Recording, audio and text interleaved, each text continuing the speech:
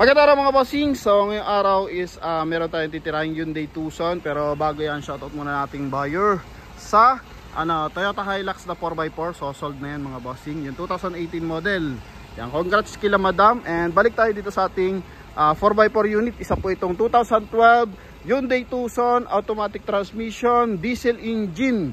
Yan, mileage neto is 90,000 km. So advantage, ito po is isang fast brake unit. So fast brake price lang din to mga boss, no? Papakita natin yung mga minor issue. And syempre 4x4 unit to. So ito lang naman yung kanyang mga issue dyan. Sa front bumper may mga gas-gas. Yan. Then registrado pa to sir. Naka-update yung kanya registro. Advantage lang mga boss, yung ganda lang dito. So dumating kasi dito kalbong-kalbo yung mga gulong. So pinalta ni dealer to ng mga bagong gulong mga boss. Pati yung kanyang spare tire. Then ito, ang gulong natin is R16 ba to mga boss? Silipin natin ha. Alright mga bossing. So ito po is isang ano ba to? Di makita. R17 na naka all disc brake. Then ito may cladding, may signal light sa kanyang side mirror, naka full tint. Yan. Then may roof rail mga boss. Yan. Ito yung kanyang loob. So hindi siya masyadong nagbabibrate mga boss. Kala mo gasoline engine. Then naka 2-din audio system. Yun nga, automatic transmission to. Okay. And syempre naka power window yan. Gumagana lahat ng mga bintana niyan mga boss. Yan. Okay. So price agad tirahin natin. Presyo lang neto 340 for fast brake mga bossing, no? Kayo nang bahalang humimas neto at magpakinis mga bossing. Yan, may mga konting dent. So 4x4 malamang ito is sinabak ng baga sa mga mga bossing, off-road session. Kaya ganyan mga boss, may konting tama talaga. Okay, yan. Mga minor lang naman, walang bahid ng bangga mga boss. Then naka 2i reverse parking sensor, 4-wheel drive, CRDI. Ito yung kanyang trunk compartment. Yan mga bossing. So ito, may pantakip pa sa kanyang okay, maganda. Okay, responsive pa yung mga upuan mga boss. Yan, pakita natin. So may 12 volt socket dito. Yan. Ito naman yung kanyang tire compartment mga boss. So bago din yan mga gulong. Yan. And eto, wala namang mga kabangga mga bossing. Madumi lang. And hindi rin to binaha mga boss, no? Bago pa magbagyuhan, nandito na to. Okay. Ito yung kanyang tama. Yan mga boss. Kulay white. So kung papakinisin to, napakagara pa na ito. And napakamura ng presyo as 340 na 4x4. So nung nakaraan nga, may tumag sa ating buyer. Meron siyang unit na 4x4 na gasoline engine 2012 din. Gusto pa 440.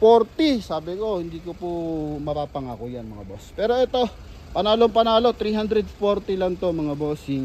Diesel engine na. Ayan yung kanyang upuan. Wala mga punit. May mga lundo ng bahagya. Okay. Pero as 2012 model, napakaganda na ito.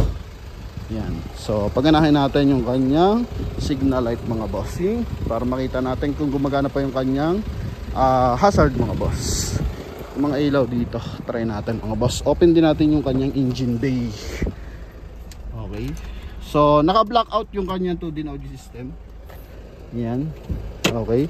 Naka pa to, foot brake mga boss.